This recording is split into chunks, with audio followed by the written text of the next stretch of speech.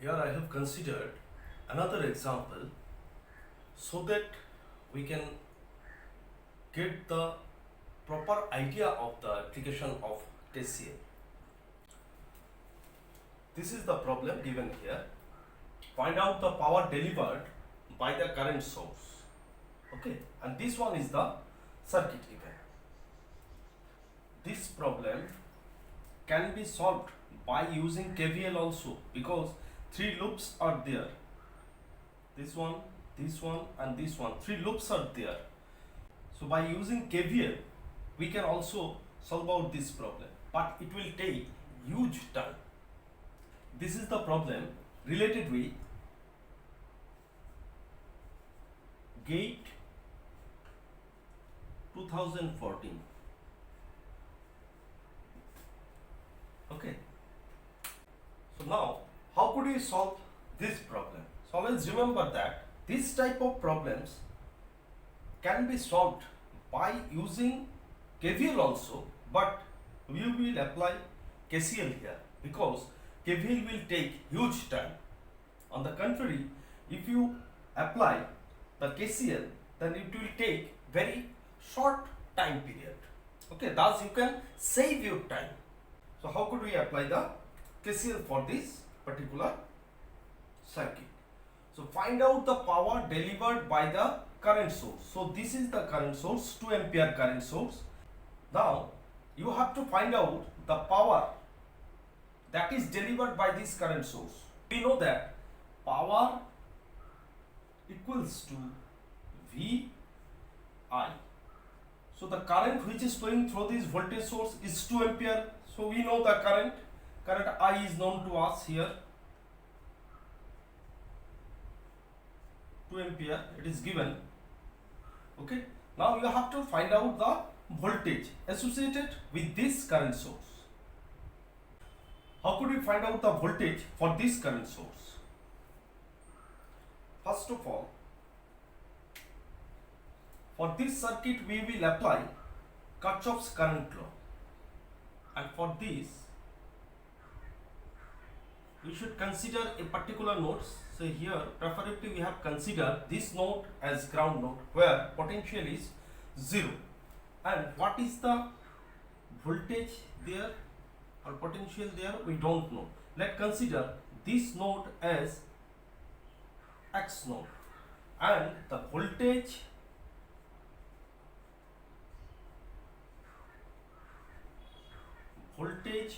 at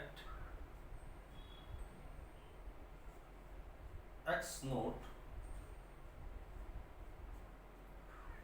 equals to, say it is Vx. Here we have considered the voltage for this X node is Vx. Now what is the voltage for this particular node?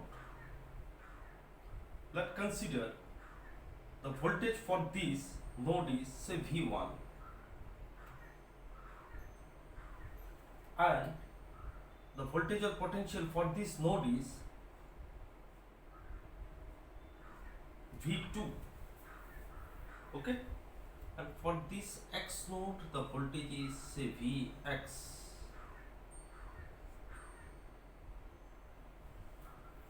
Clear? Now from this diagram it is clear, for this branch 1 volt is applied.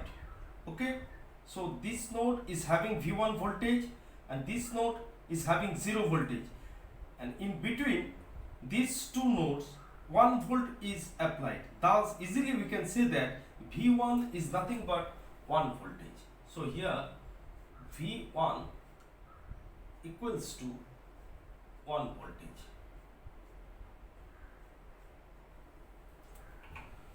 Again, if we consider this branch,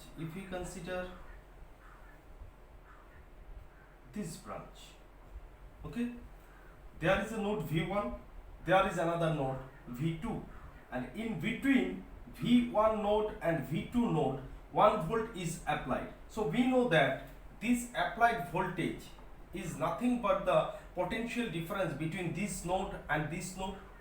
whenever we are considering this branch, at that time the potential difference, that is V1 minus V2, is nothing but the supply voltage V1. Is that clear? So we can write there V1 minus V2 equals to 1 volt, and V1 is 1 volt. We know that V1 is 1 volt.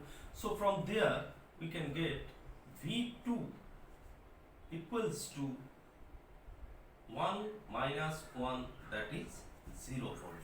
So here V2 is 0 volt. Now considering this particular node and apply the KCL for this node. Let's consider all the currents are entering to this particular node. Let's consider all the currents are entering, because we don't know whether current is flowing from X node to this node or from this node to X node. So better we will consider that currents are entering. Similarly, from this particular node, let's consider current is also entering to the X node. Same thing. And here the direction is given, that is 2 ampere current is entering to the X node. So it is given. So no problem with this direction. So already it has been given here. But in case of these two branches, we have considered currents are entering. Okay. If we apply the KCL for this particular node, X node, we can write for the entering current, that is positive sign, it will have positive sign. So far I have discussed this thing, that it will have positive sign due to the entering current. And as current is flowing from this node to that node, that's why obviously V1 should be greater than that of the Vx. Okay. So what is the potential difference for this branch? V1 minus Vx. That is the potential difference for this branch. And this potential difference divided by the impedance or resistance, that is 1 ohm, that will give you the current which is flowing through this branch. Okay. Then again another current, that is again entering current. That's why it is also considered as plus. Similarly, so that should be greater than that of Vx, as current is flowing from this node to this X node. That's why we should consider V2 as greater than that of Vx. So potential difference is V2 minus Vx divided Vx, that is the potential difference, and then this potential difference will be divided by the resistance for this branch, which will give you the current. Okay, so these two currents we have come to know here. And now another current is 2 ampere which is entering. So again this is plus 2 ampere, that is the sum of all the currents in this particular node equals to 0. That is our case here. As we know that V1 is 1 and V2 is 0, then we can write 1 minus Vx by 1 plus 0 minus Vx by 1 plus 2 equals to 0. So by simplifying this equation, we can get Vx equals to 3 by 2. 3 by 2 volt. So this is the value for Vx. In this manner we can find out the potential or voltage Vx at this particular node, that is at this X node. Okay. Now you got Vx and current is available there, that is 2 ampere. So if we consider this branch,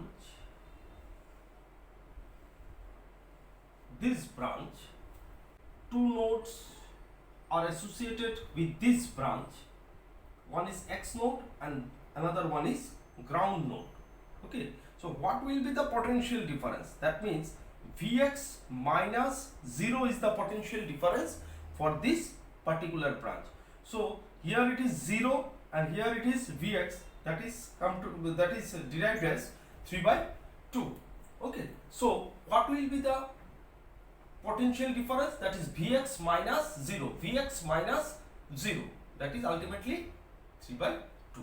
So we get the voltage V equals to Vx here for this particular branch. Vx equals to 3 by 2 volt, 3 by 2 volts, and current has been given, that is 2 ampere. So what is the power?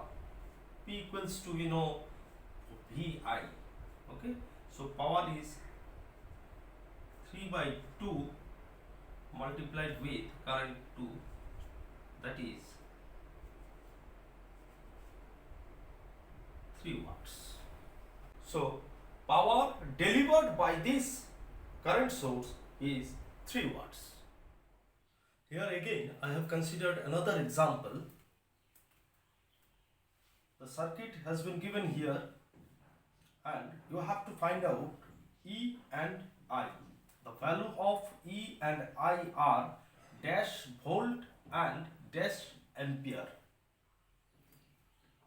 So you need to find out E and I. This is the problem related with GATE 1997.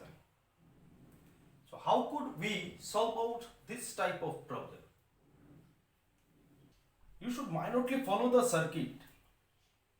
Here in that particular case 2 ampere current is flowing through this 4 ohm resistor. So this node has been considered as X node.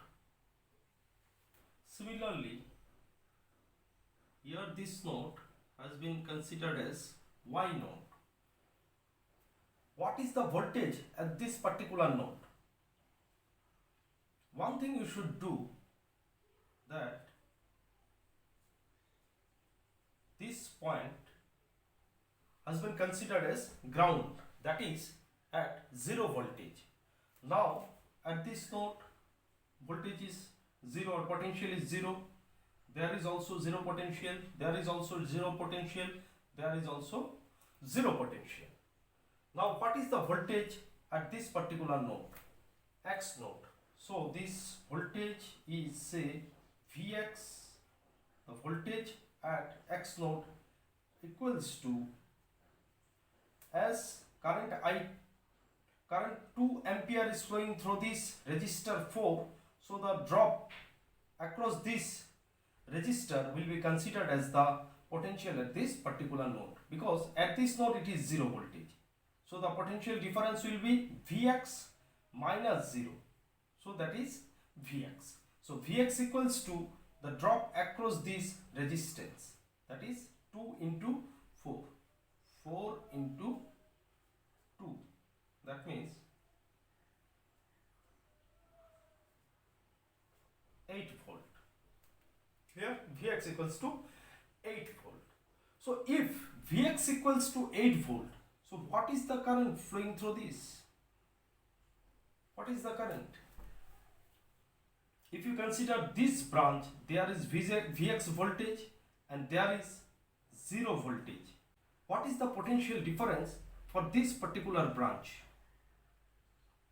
That is Vx minus 0, as this voltage is 0. Is that it? Because this node is grounded. So this voltage is 0, here Vx. So potential difference is Vx minus 0.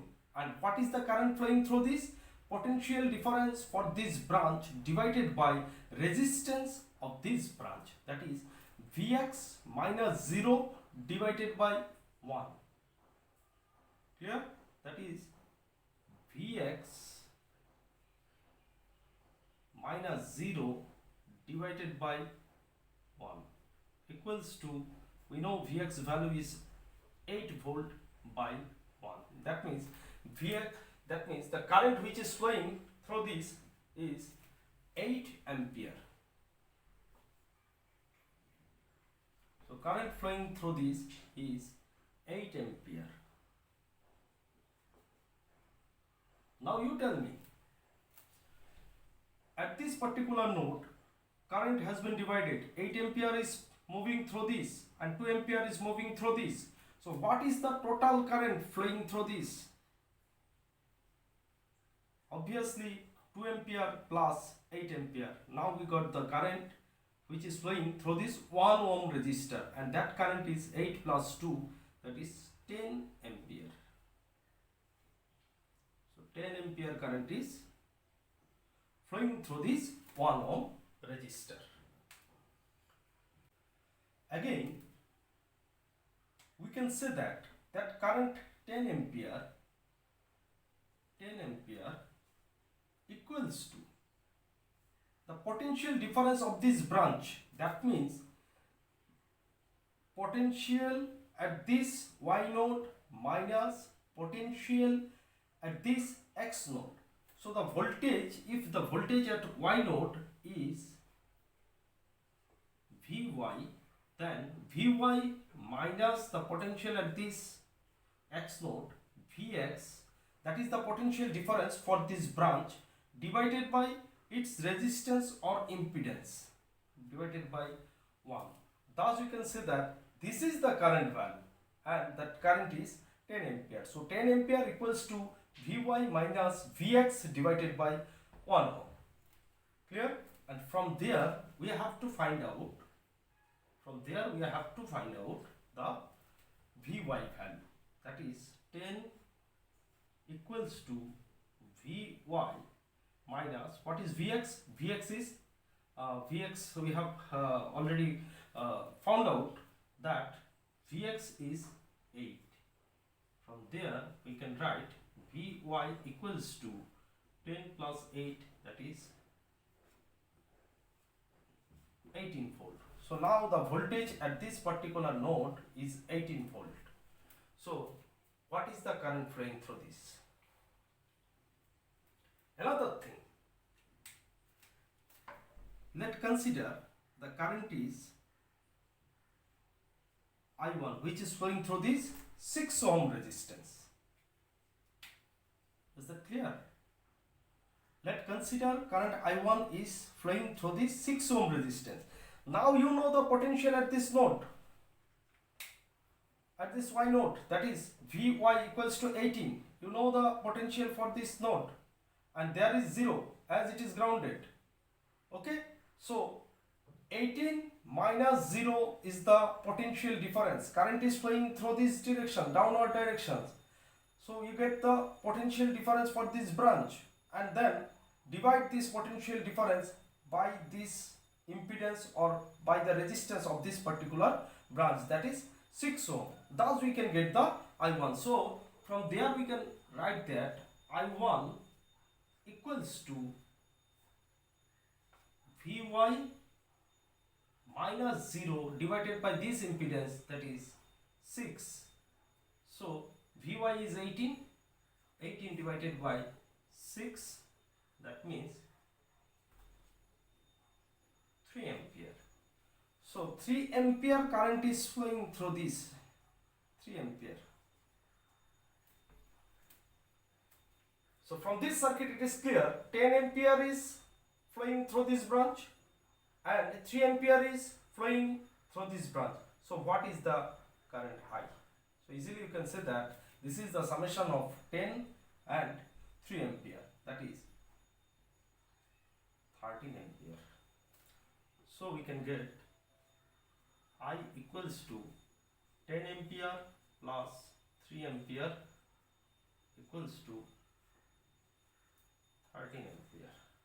So here it is 13 ampere. Okay. Next, what is E? Again we can write that I equals to potential difference for this branch,